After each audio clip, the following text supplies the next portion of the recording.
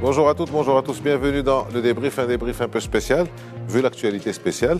Avec ce vote, on en a parlé, on en parlera encore, du Parlement européen, 19 janvier, donc, qui a été réuni en séance plénière à Strasbourg et qui a voté à une très large majorité une résolution sur les droits humains au Maroc, bien évidemment à charge, voire même à charge violente, contre le Royaume. C'est la première résolution du genre contre le Maroc depuis environ un quart de siècle. Alors, qu'est-ce qu'elle dit et qu'est-ce qu'elle condamne? Un peu de tout et un peu de tout dans un florilège de jugements et de jugements de valeur qui sont tout sauf nuancés. Comment les députés européens savent-ils tout ça? Eh bien, sur la base de rapports d'ONG dont on connaît les intérêts, dont on connaît les limites aussi, sur la foi de l'activisme aussi de quelques-uns de leurs collègues qui se sont mis en pointe dans cette affaire. La résolution reflète la préoccupation des élus, demande la libération immédiate de personnes détenues, condamnées et détenues, se remémore l'affaire Pegasus, cite l'affaire de corruption au sein du Parlement européen appelée Maroc-Gate, demande de gel des exportations de produits de haute technologie, enfin tout un ensemble de choses. En un mot, commençant, elle sermonne sévèrement le Maroc placé dans le rôle du mauvais élève. Cette résolution qui est insensée, qui est irréfléchie et qui est inconsidérément violente, qui use de mots militants bien plus que de concepts législatifs, est dangereuse pour les bonnes relations entre l'Union européenne et le Maroc. Et ce qui devait arriver arriva. Le Parlement marocain réuni au complet de ces deux chambres ce 23 janvier a publié un communiqué tout aussi violent où il rejette la résolution dans sa forme et dans son fond, usant à son tour de formules dures, très dures, desquelles on parlera au long de cette émission aussi. En fin de compte, le Parlement marocain annonce sa décision de reconsidérer ses relations avec le Parlement européen en les soumettant à une réévaluation globale visant à prendre des décisions fermes et appropriées. Alors, avec nous pour commenter cette actualité aussi chaude qu'inédite, parce qu'elle est véritablement inédite, professeur Mostafa Sahimi, bonjour. Merci d'être avec nous. Vous êtes politologue et vous êtes professeur de droit. C'est Zakaria, bonsoir. C'est Zakaria Bouddahab. Bonsoir, vous êtes professeur de relations internationales à l'Université Mohamed V de Rabat. Merci aussi d'être avec nous. Et à partir de Caen, en France, professeur Christophe Boutin, vous êtes politologue et professeur des universités à l'Université de Caen. Merci d'être avec nous, professeur.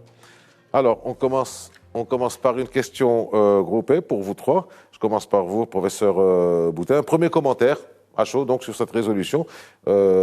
Chacun de vous, donc la question va être posée à chacun de vous qui répondra à partir de sa position. Donc, professeur Boutin, les attendus du texte qui est inhabituellement court, une ingérence inédite dans les affaires judiciaires d'un État qui est censé être partenaire et ami, la violence des mots employés. Comment vous avez reçu cette résolution avant de parler de la contre-résolution du Parlement marocain? Écoutez, d'abord, il faut rappeler ce qu'est peut-être le Parlement européen et ce qu'est une résolution du Parlement européen. Le Parlement européen, je le rappelle pour nos amis marocains, l'Union européenne n'est pas un État.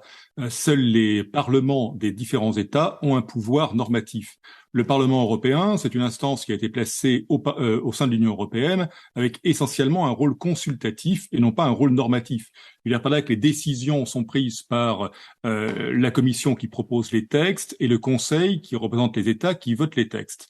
Donc le Parlement s'ennuie un petit peu. D'ailleurs, ce Parlement est élu avec un taux d'abstention absolument phénoménal. Et ce Parlement, parce qu'il s'ennuie, a tendance parfois à vouloir régenter le reste du monde. Dans la journée dans laquelle il a pris cette résolution contre le Maroc, il a aussi évoqué le cas du Haut-Karabakh, il a évoqué le cas du Brésil, il a remis de l'ordre en Ukraine, il a résolu les questions en Iran. Bref, vous voyez, il s'intéresse un peu à tout et parfois un petit peu à n'importe quoi, ou du moins il va un peu vite. Vous avez évoqué, donc c'est une résolution, j'insiste, ce n'est pas un acte contraignant. Mais effectivement, c'est censé traduire la position des institutions européennes. Or, on peut constater qu'il y a une divergence entre la position du Parlement, telle qu'elle résulte de cette résolution, qui, comme vous l'avez dit, est assez critique, de la position de la Commission européenne. La Commission européenne, dont le haut représentant pour les affaires étrangères était récemment au Maroc, il a rappelé qu'il y avait des liens privilégiés entre le Maroc et l'Union européenne. Et lors des débats qui ont eu lieu au sujet de cette résolution mercredi dernier, la représentante de la Commission a été beaucoup plus réservée que ce que l'on peut lire dans le texte même de cette résolution. Vous avez dit aussi qu'il avait été voté à une très large majorité. Alors, une très large majorité, oui, mais une très large majorité des présents.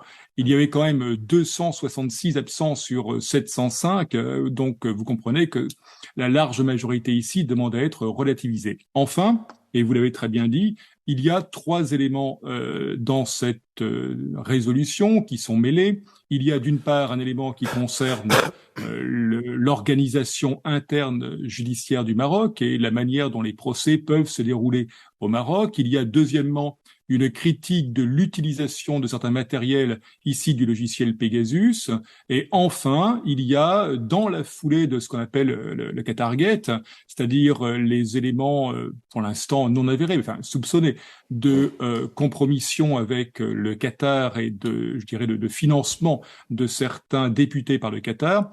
Il y a des soupçons qui ont pesé dans certains ouvrages sur le Maroc et qui sont aussi signalés ici. Donc c'est un mélange varié, mais un mélange, j'insiste, qui n'est absolument pas normatif, qui est une simple déclaration.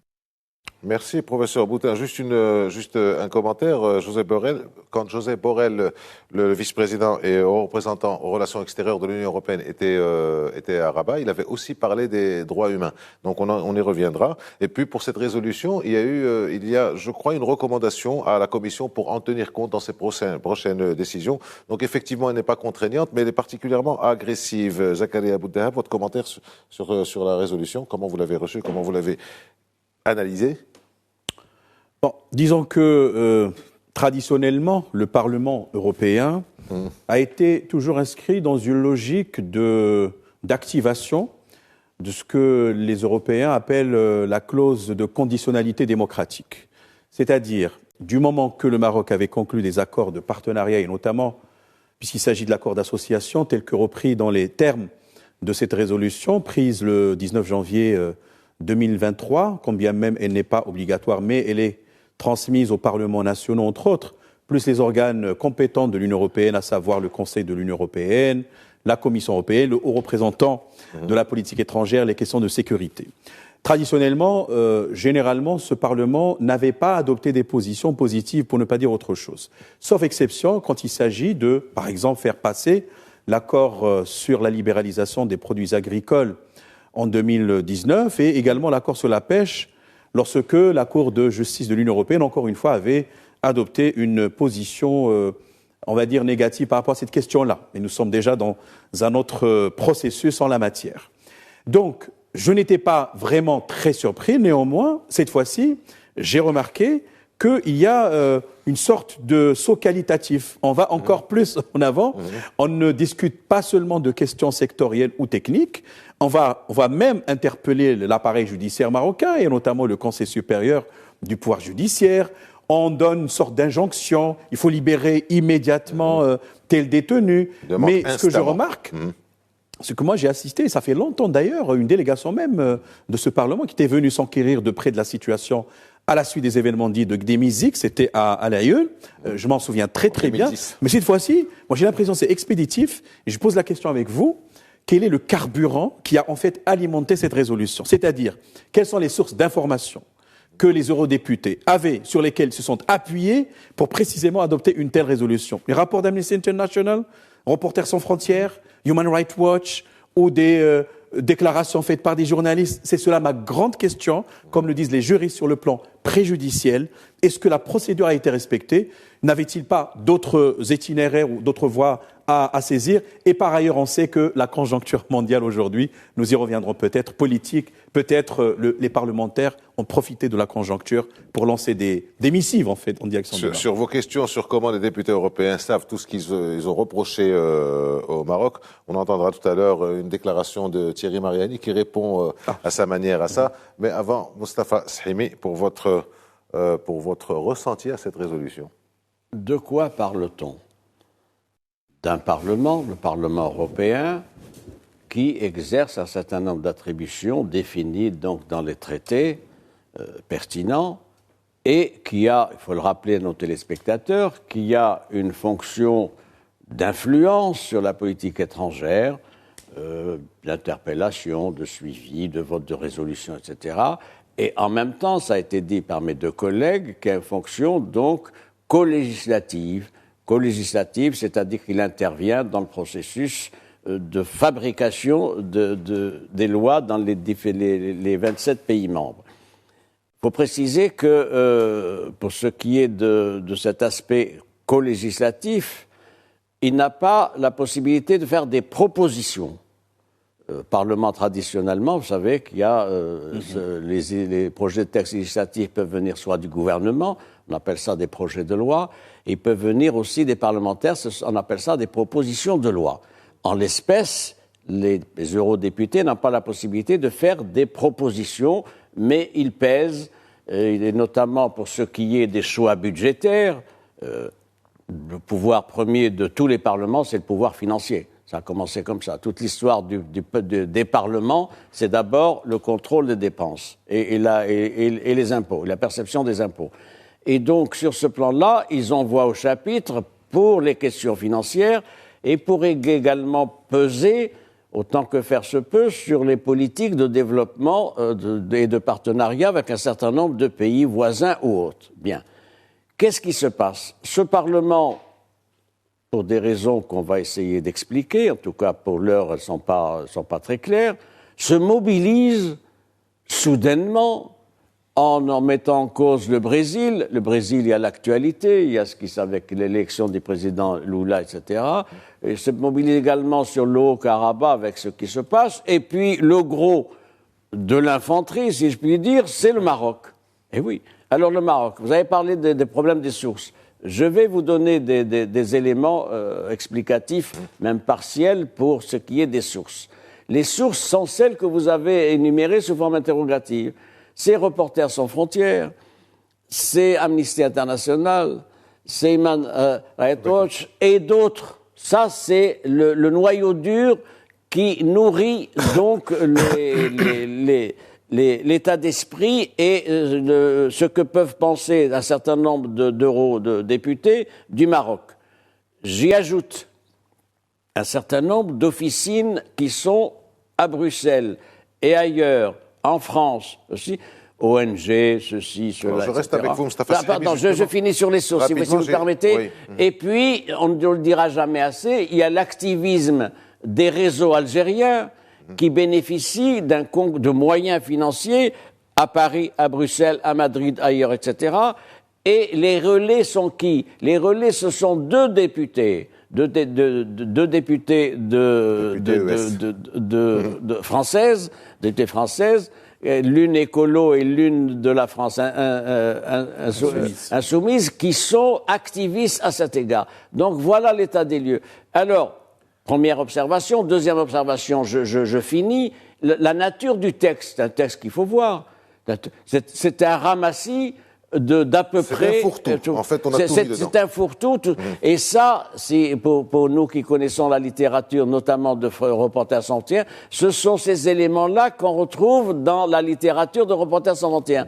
Je vous rappelle. Alors, oui. Sans me rappeler, je vous coupe là, Moustapha Sahimi, en ce qui concerne les sources. Alors, il y a, depuis la négociation du statut avancé en 2008, il y a, les deux parlements avaient convenu de la mise en place d'un mécanisme mixte de concertation qui se réunit 2 fois par an. Non. Et pour éventuellement apurer ou lever d'éventuels litiges. Et donc, depuis 2008, depuis 2009, ces deux commissions se réunissaient jusqu'à l'élection du Parlement actuel en 2019, où ça a été suspendu par la partie européenne.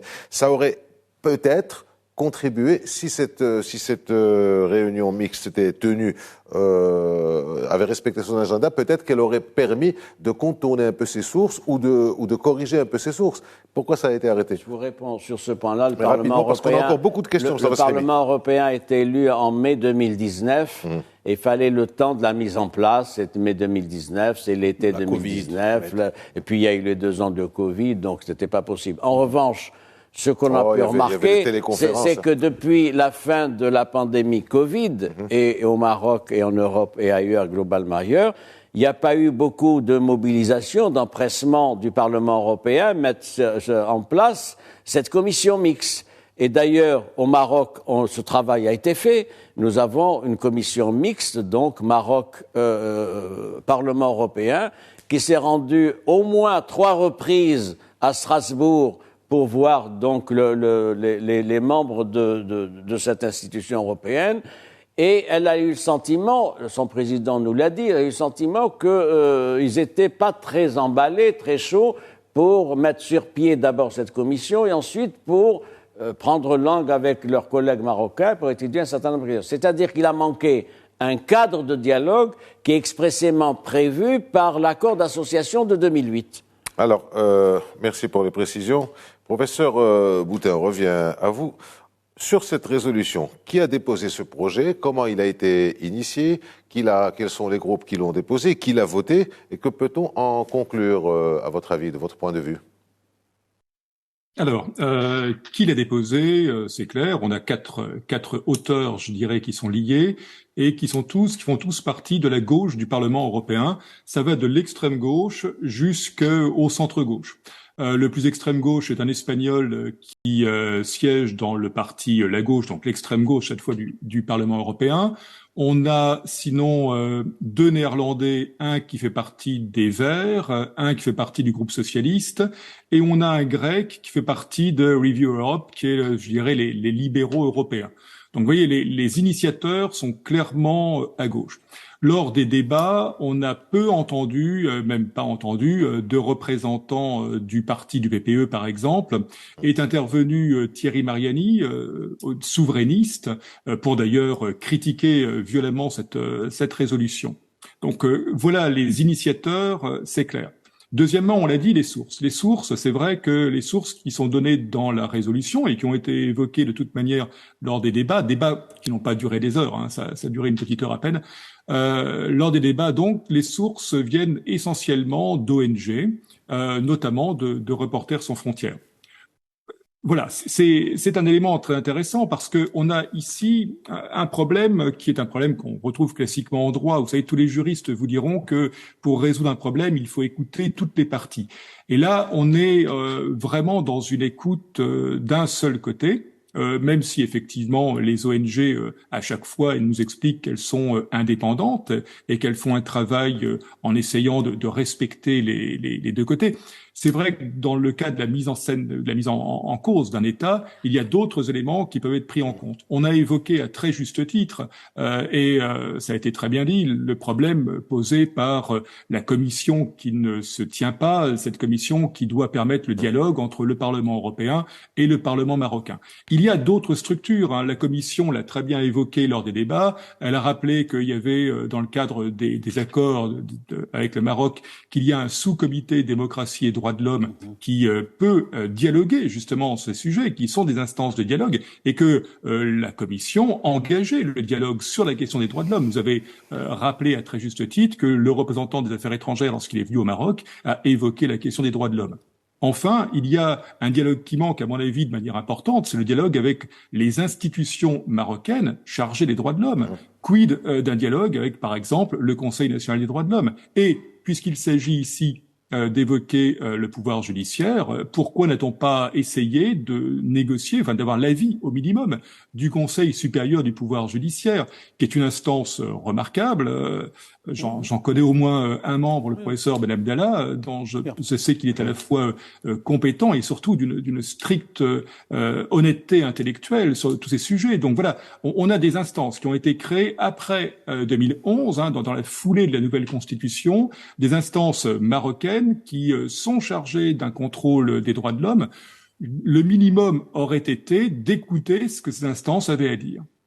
Merci. Professeur Sahimi, un commentaire? En complément à ce qu'a dit mon collègue, c'était peut-être très compliqué pour des parlementaires européens de venir demander une réunion de travail, Conseil supérieur de pouvoir judiciaire, la présidence du ministère public, etc. Ça n'est pas dans les usages de l'action parlementaire. En revanche, il y avait un cadre approprié naturel, c'était qu'il y ait une désignation d'une commission parlementaire ad hoc du Parlement européen qui fait et effectue une mission d'information. C'est tout à fait son droit, et le Maroc, vous le savez, était ouvert à toutes les missions de la Terre pour qu'elles soient mandatées et que les choses soient bien claires.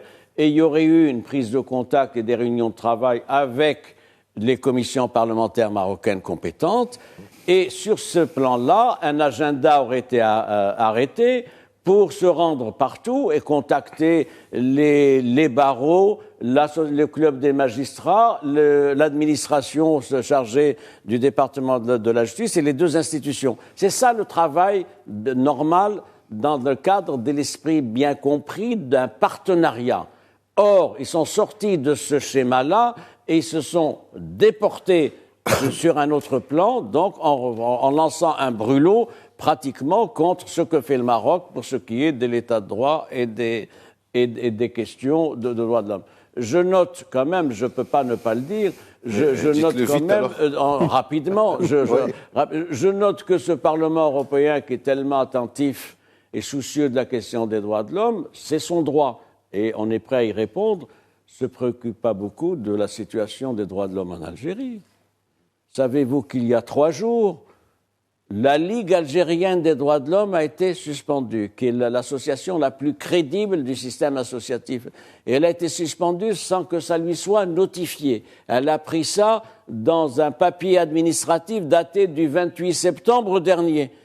Et autre chose aussi, ces eurodéputés se préoccupent pas de la situation des populations de Tindouf qui sont séquestrées. Ça aussi, c'est les droits fondamentaux. Et donc, il y a là une partialité qu'il faut dénoncer et mettre à nu de la manière la plus ferme qui soit. C'est ce qui a été fait. Bon, il n'y a pas que les Algériens, il y a aussi le cas de Julian Assange. Il y a encore beaucoup de cas dont on pourrait s'occuper, dont on ne s'occupe pas trop.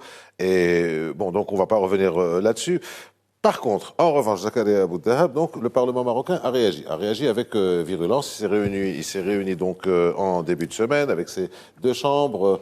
Tous les groupes se sont exprimés, les groupes politiques, les groupes syndicaux, les groupes corporatistes, tout le monde et le Parlement a décidé donc dans sa déclaration finale de reconsidérer, des termes qui sont forts, de reconsidérer les relations avec le Parlement et donc de prendre les décisions fermes à approprier en temps voulu. Ça veut dire quoi? Quelles conséquences ça pourrait avoir pour le partenariat Union européenne-Maroc? Même si la résolution n'est pas contraignante, il devrait quand même y avoir des suites. On peut, en schématisant, dire qu'il y a 3 moments. Le premier, c'est le court terme, le second, le moyen terme, le troisième, c'est le long terme. Court terme, parallélisme des formes, parallélisme des compétences. Le Parlement européen a adopté une résolution. Il fallait que la réponse émane d'un organe similaire, donc le compère, à savoir le Parlement marocain, réuni au niveau des 2 chambres, la Chambre des représentants et la Chambre des conseillers. Ça, d'une part, et évidemment, rejeter catégoriquement cette immixtion, cette ingérence dans les affaires intérieures, en privilégiant une autre approche de dialogue, de concertation, d'anticipation, etc. Sur le moyen terme, reconsidérer, c'est un préalable. Donc là, la balle est renvoyée parce que, d'une part, le texte d'hier a été communiqué au Parlement européen, il me semble, également peut-être aux autres organes compétents au niveau de l'Union européenne. Et donc, le Parlement marocain doit attendre la réaction dans le moyen terme du Parlement européen, voire les organes de l'Union européenne, notamment le Conseil de l'UE et la Commission européenne. Moi, je crois que sur le long terme, et c'est important, c'est le moment peut-être un peu de, non pas reconsidérer en termes diplomatiques les relations, mais un peu apprécier ces relations à l'aune des nouvelles dynamiques à l'œuvre au niveau des relations internationales. Nous ne sommes plus dans le schéma de 1995, au moment où il y a eu le lancement de ce processus de Barcelone, tant bien que mal. Il a apporté quand même des choses, il faut le souligner, mais il y a eu ce qu'on appelle les impondérables, je suis en train de résumer. Et progressivement, le Maroc a émergé au niveau du flanc sud de la Méditerranée, puisque, entre autres choses, il y a le statut avancé de 2008, il y a eu les accords sectoriels à partir de 2010, un mécanisme de règlement des différends, mais là, je crois plus à connotation commerciale et économique, et en même temps, conclusion d'autres accords ou instruments. La mobilité, c'est en 2013. Et puis, nous sautons vers 2019, il y a eu le sommet des 2 rives, d'ailleurs, c'était initiative de M. Macron. Le nouvel agenda de la Méditerranée, c'était en 2020, en novembre précisément. Et puis avec la visite de M. Josep Borrell, annonce de nouvelles réalisations, si vous voulez, qui sont dans le pipe. Mais le Parlement marocain ne doit pas, évidemment, être détaché de l'ensemble de l'architecture institutionnelle marocaine. Le ministère des Affaires étrangères, tout le gouvernement compris, l'État marocain. Donc ce qui fait que là, ce n'est que l'arbre qui cache la forêt. À mon sens, il y a de nouveaux paramètres aujourd'hui à prendre en considération. Et logiquement, ce serait peut-être une sorte de paradoxe. Quand le Maroc avance dans son intégration à l'Union européenne, intégration au sens économique, rapprochement des normes, convergence réglementaire, etc., du coup, et là, c'est la loi du paradoxe, si vous voulez, il doit accepter plus ou moins ce genre, non pas d'immixtion, mais je dirais ce genre de reproches ou d'observations. Et permettez-moi de vous le dire. J'ai un autre avis là-dessus, si vous Très le rapidement, permettez. il nous reste une minute, Moustapha Sahimi, Mais pour je la voudrais première ici partie. dire, il faut voir le côté, certes, ingérence, etc., mais en même temps se poser la question, nous, Marocains, sommes-nous aujourd'hui prêts à aller encore de l'avant dans une intégration qui est multidirectionnelle, qui ne concerne pas seulement que l'accord de libre-échange complet approfondi, mais également le dialogue politique renforcé. Donc, je crois que nous revenons maintenant à ce que disait M. José Borrell, et c'est, je crois, le sens de ses propos quand il avait dit que voilà la question des droits de l'homme. Et quelque part, il y a quelque chose qui se trame. Nous devons maintenant aller au-delà de l'immédiateté, dépasser le moyen terme et aller vers le long terme, c'est-à-dire où placer la boussole stratégique maintenant. Où passer le curseur des relations. La moitié de l'émission est déjà écoulée. On se retrouve dans quelques secondes après la pause.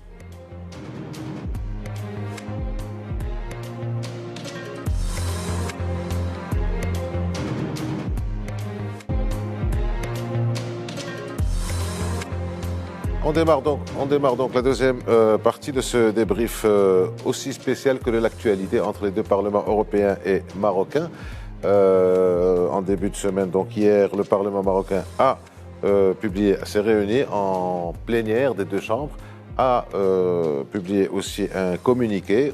Nous sommes en train d'en parler avec Moustapha Sahimi, pour celles et ceux qui nous rejoignent, avec Moustapha Sahimi, Zakaria Abou Dahab et en direct de Caen, du professeur Christophe Boutin. Juste avant la pause, Moustapha Sahimi, vous manifestiez la volonté de commenter, mais rapidement, ce que disait Zakaria Abou Dahab. Il y avait une autre option, peut-être, à propos de la réaction du Parlement marocain, c'est la suspension du dialogue avec le Parlement européen jusqu'à nouvel ordre. Pourquoi ? Parce qu'il n'y a qu'une politique de fermeté qui peut porter ses fruits. Notre action diplomatique ces dernières années l'a montré. Il faut de la fermeté et c'est aux parlementaires européens à revoir leur position, ce que demande d'ailleurs le texte de notre Parlement, pour qu'on reprenne langue avec ces eurodéputés. Okay. Alors, je voudrais revenir avec vous, Christophe Boutin, sur une partie de ce communiqué du Parlement marocain qui critique certains groupes, je cite, certains groupes politiques appartenant à un pays considéré comme un partenaire historique du Maroc avec des positions et des pratiques sans rapport avec la sincérité et la loyauté qu'exige l'esprit du partenariat. Renseignements pris auprès du Parlement marocain, ici, il parlait de la France. Alors justement, où en sont les relations entre le Maroc et la France, selon vous, qui traversent des petits nuages en ce moment, c'est le moins qu'on peut dire. Les relations entre le Maroc et la France ne sont pas au mieux, mais devraient s'arranger. Elles ne sont pas au mieux parce qu'il y a eu toute une série de tensions qui n'ont d'ailleurs pas concerné uniquement les rapports entre le Maroc et la France, qui ont concerné les rapports entre la France et d'autres pays du Maghreb, l'Algérie et la Tunisie, puisqu'il y avait un problème entre la possibilité de restreindre les visas qui a été mise en place par le ministère de l'Intérieur pour, en quelque sorte, faire contrepoids aux difficultés que certains pays du Maghreb avaient à récupérer leurs ressortissants. Donc ça a créé une tension. Par ailleurs, ces derniers temps, on a eu l'impression, ou certains ont pu avoir l'impression que le pouvoir français était peut-être plus préoccupé par ce qui se passait en Algérie que par ce qui se pouvait se passer en Tunisie, au Maroc, enfin ailleurs en tout cas dans le Maghreb. Les choses devraient changer à partir du moment où, on le sait, des visites sont prévues, des visites de chefs d'État, et effectivement, où on va pouvoir changer un peu ces relations. J'aimerais, si vous permettez, oui, bien sûr. en plus des relations au Maroc, revenir un très court instant sur ce que disaient mes deux collègues avec lesquels je suis à la fois d'accord avec les deux, en quelque sorte. Je suis d'accord avec le professeur Sahimi lorsqu'il nous dit méfions-nous des ONG, méfions-nous de ceux qui ont un agenda contre le Maroc, et c'est exact. Mais ce que nous dit le professeur Abou Dahab est très juste. Il y a eu une très large évolution des rapports entre l'Union européenne et le Maroc doit ici s'attendre à certains éléments qui font maintenant partie des nouvelles règles du jeu. C'est pourquoi je crois que, en mettant en œuvre pleinement les éléments de protection des droits de l'homme tels qu'ils ont été prévus dans la Constitution de 2011, cela donnerait une certaine crédibilité, cela ajouterait à la crédibilité qu'elles ont déjà, et cela pourrait permettre de résoudre certains problèmes. Donc voilà ce que je voulais vous dire en général et sur la relation particulière à la France.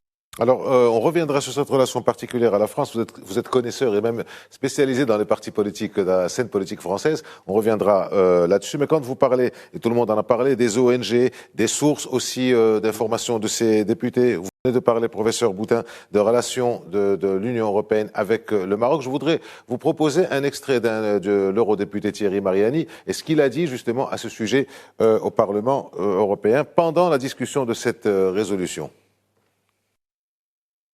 Commencer ce discours en disant que nous nous réunissons pour condamner les pratiques d'un pays qui brime les droits de l'homme, oppresse les voix contestataires et participe à la déstabilisation de l'Afrique. Mais alors, cela signifierait que nous parlons ici de l'Algérie.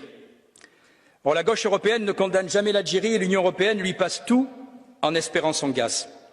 À la place, nous débattons du Maroc, qui est pourtant un des pivots de notre partenariat stratégique en Afrique. Qu'y a-t-il dans cette résolution ? L'affirmation que M. Radi ne serait pas un violeur. Comme chacun d'entre vous, je n'en sais rien.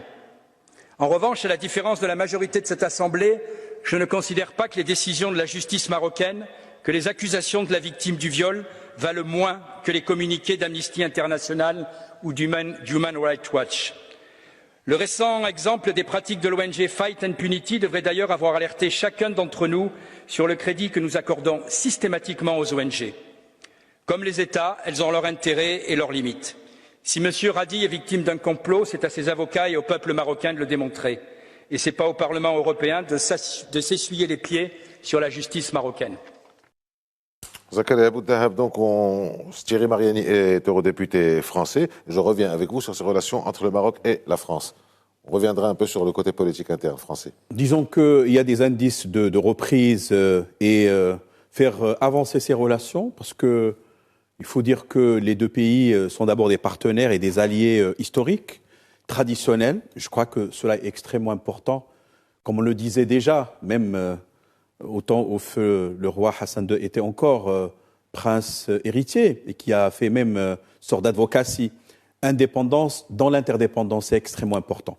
Il est vrai que ça dépend de la conjoncture du moment. Il y a parfois des tensions, on le comprend parce que le monde a changé. Ça, c'est clair. Et ce n'est pas la peine d'entrer dans le détail des choses. Mais je suis confiant quand même que ces relations vont se développer à l'avenir. Maintenant, par rapport à la question centrale du Parlement européen, il faut dire que aussi, je crois que nous avons intérêt à investir ce Parlement. Comment ? Pourquoi, par exemple, un responsable marocain n'ira pas à ce Parlement donner un discours sur précisément les réalisations du Maroc en matière de droits de l'homme ? Vu comment ça se passe, on ne dit pas que nous avons atteint l'optimum. Il y a toujours des lacunes, des imperfections, des insuffisances, mais on peut le dire en jargon diplomatique.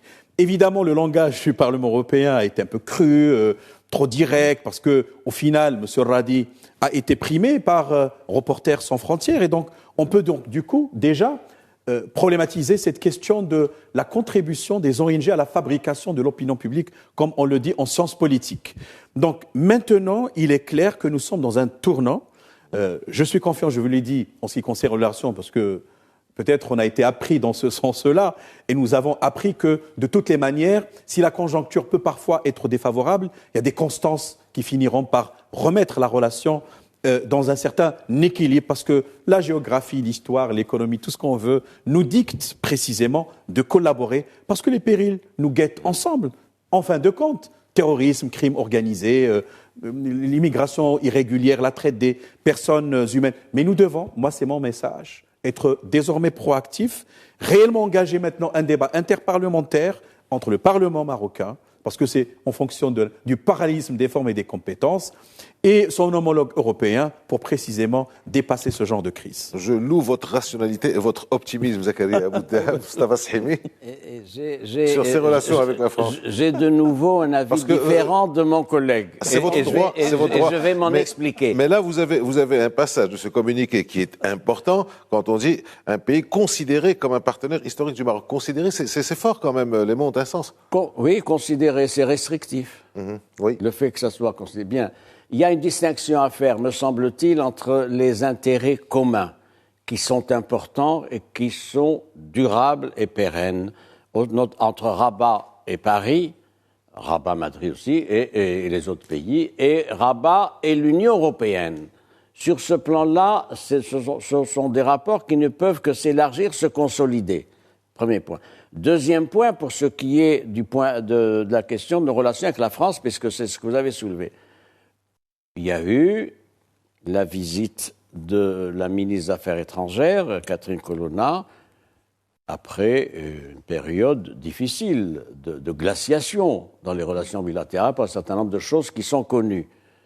Elle est venue porteuse d'un message et elle a exprimé le souci de son pays de renouer, de refonder les relations bilatérales sur de nouvelles bases avec des perspectives, etc. Pour autant, il y a la conjoncture. La conjoncture, c'est quoi?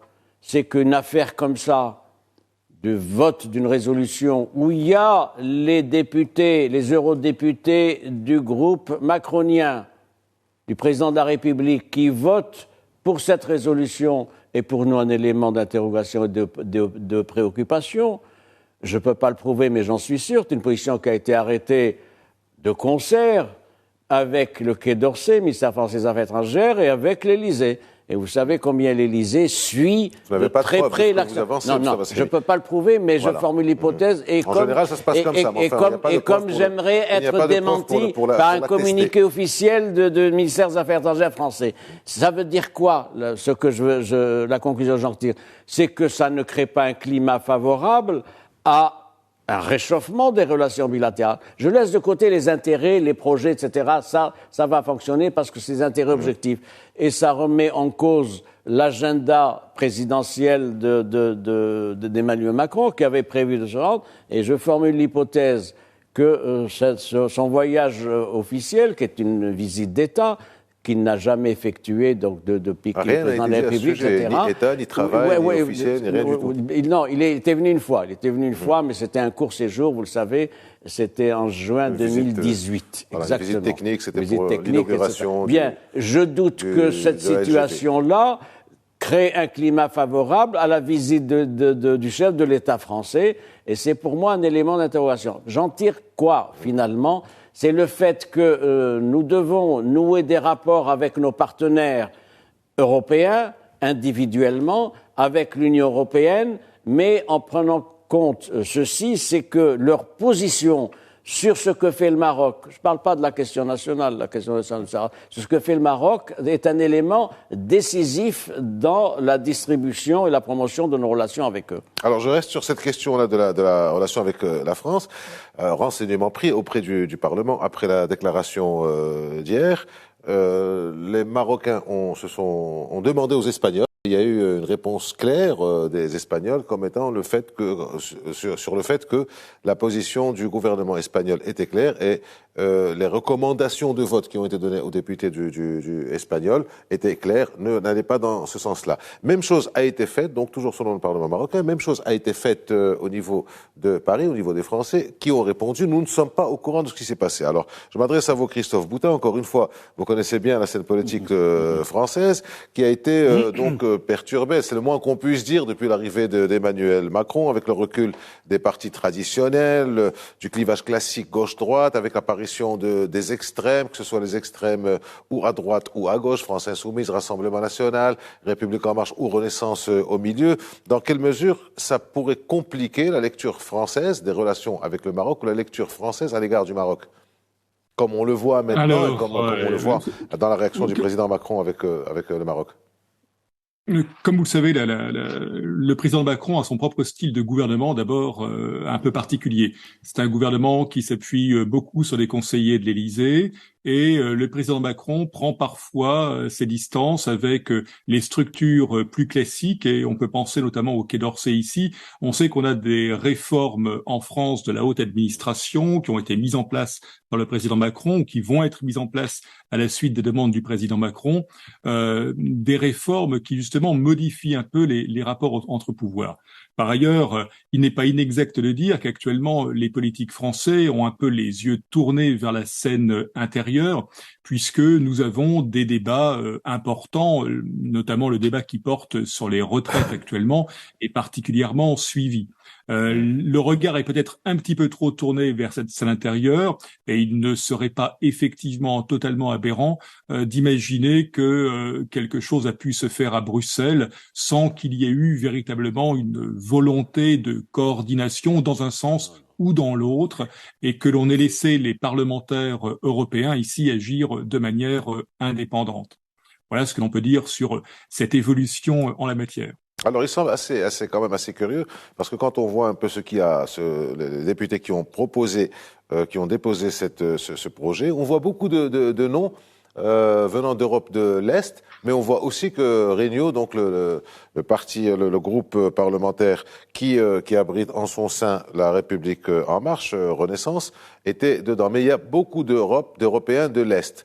Mais pour autant, les réactions, les commentaires, les interventions qu'il y a eu pas mal de députés. Vous parlez tout à l'heure, Moustapha Sahimi, de Séjourné ou d'autres qui étaient quand même en pointe. Ce serait difficile de penser que personne n'est au courant, vu que ce vote, on l'attendait. Mais enfin, pour autant, on reste avec... Parce que c'est de la sous-traitance.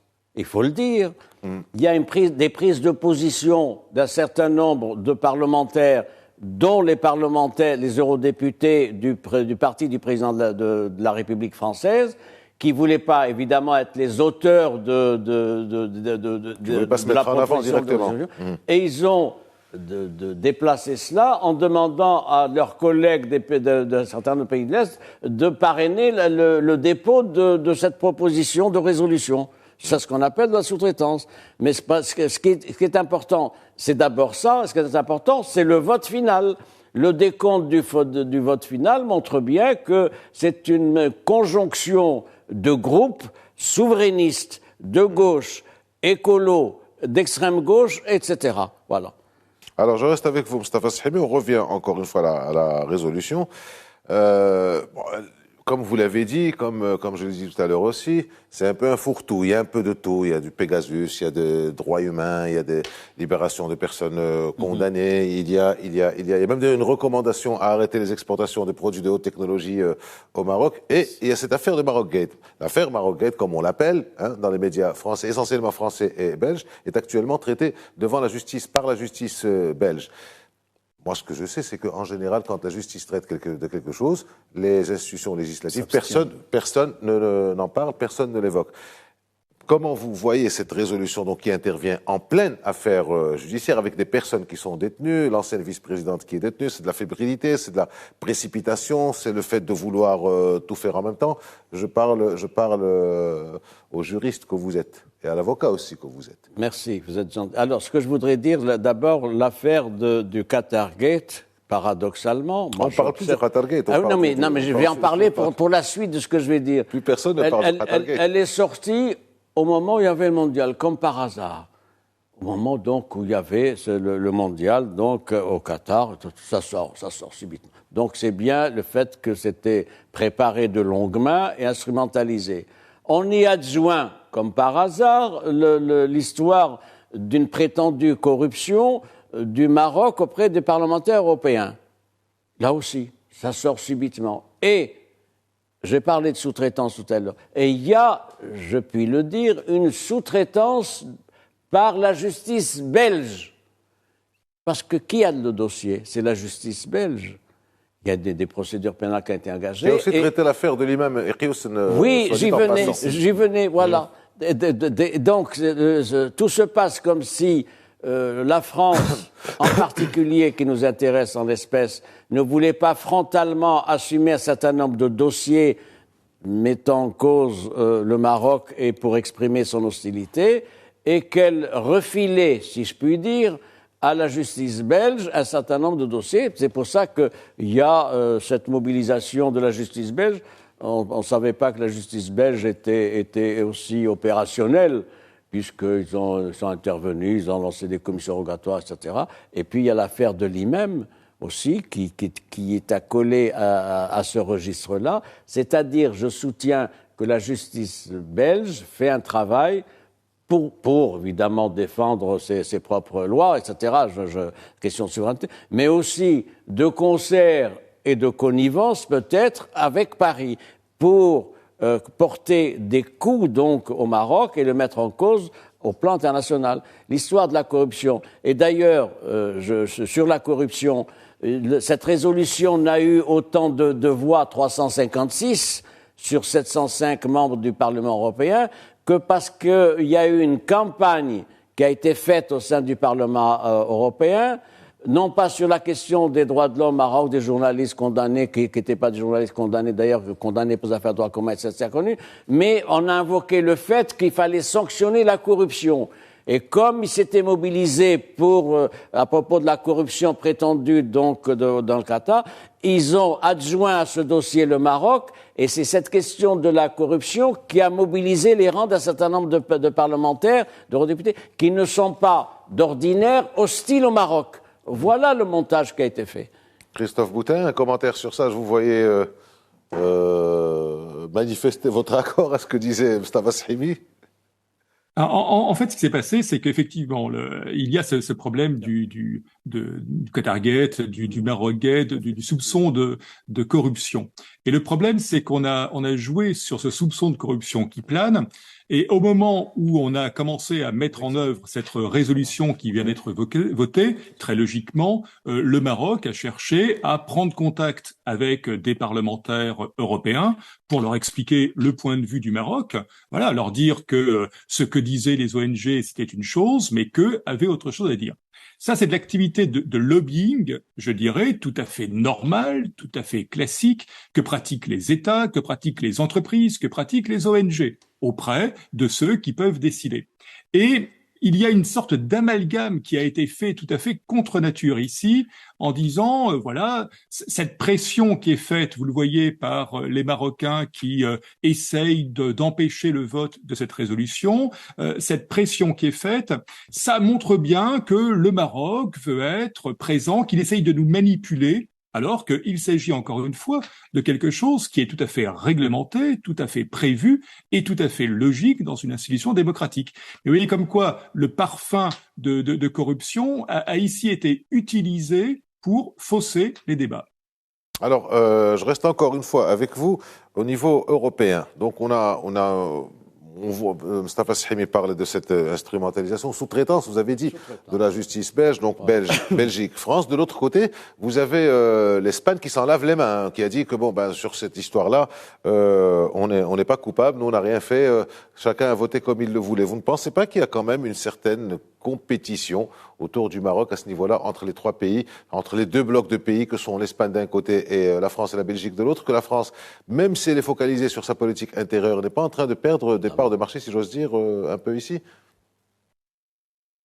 Il est vrai que l'Espagne a modifié, on le sait récemment sur la cause nationale marocaine, a modifié récemment son angle d'attaque et que, à la suite de cette modification, elle s'avère maintenant comme un partenaire régulier qui vise, lorsque les choses le méritent, pas de manière obligatoire, pas de manière systématique, mais qui vise à défendre effectivement la position du Maroc lorsqu'elle estime que le Maroc a été injustement attaqué.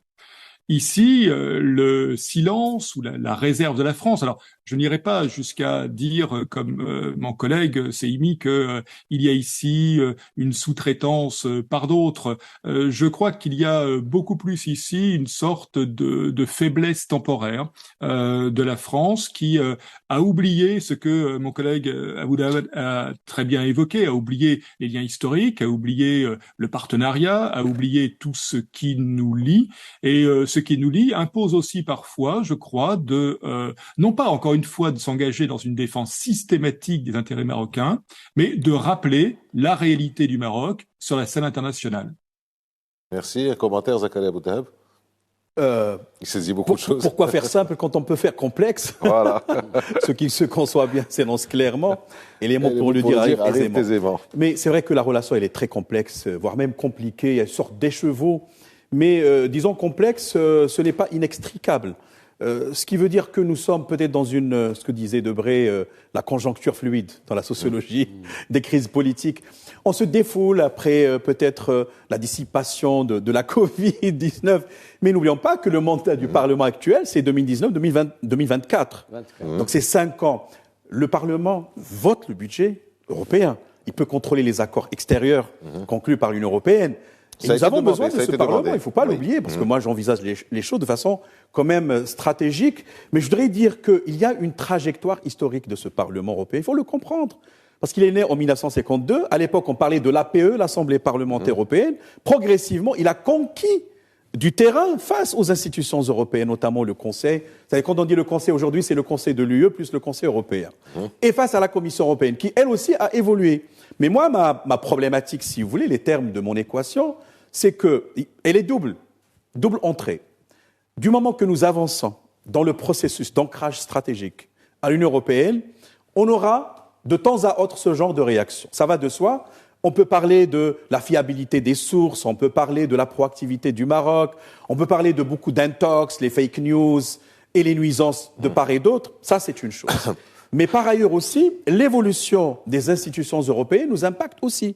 Parce que le Parlement, avec la codécision, si ma mémoire est bonne, c'était à l'occasion du traité de Nice. En tout cas, il y avait le traité d'Amsterdam, celui de Nice, et qui a été renforcé par le traité de Lisbonne.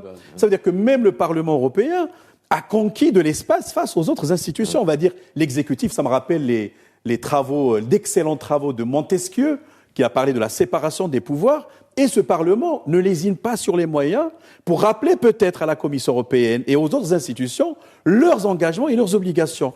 Donc je conçois les choses de cette manière. Il y a une sorte de paradoxe. Les institutions européennes sont plurielles, quid encore de la Cour de justice de l'Union européenne, qui, on le sait, encore une fois, a une autre logique de travail. Donc ce qui fait que nous devons, moi je crois, voir les choses de façon globale et intégrée, essayer peut-être de dépasser l'immédiateté, peut-être parfois les émotions, hein, je le dis, et voir peut-être les autres vagues qui viendront par la suite. L'émotion n'est pas chez nous. Oui, un socle de partenariat à privilégier, évidemment. Mais pour autant, il faut qu'il y ait de la confiance, il faut qu'il y ait du respect. Oui. En l'espèce, il n'y a ni confiance ni respect. Et donc, sur ce plan-là, il faut réagir. Merci à vous, Mustapha Shehimi. Merci à vous, Zakaria Abou Dahab. Merci à vous, professeur Christophe Boutin, directeur à partir de Caen. Merci de nous avoir accompagnés tout au long de cette émission. Ce débrief spécial, encore une fois, autour de la résolution du Parlement européen et autour de la résolution aussi de la déclaration du Parlement marocain. Merci à vous. À la prochaine. Au revoir.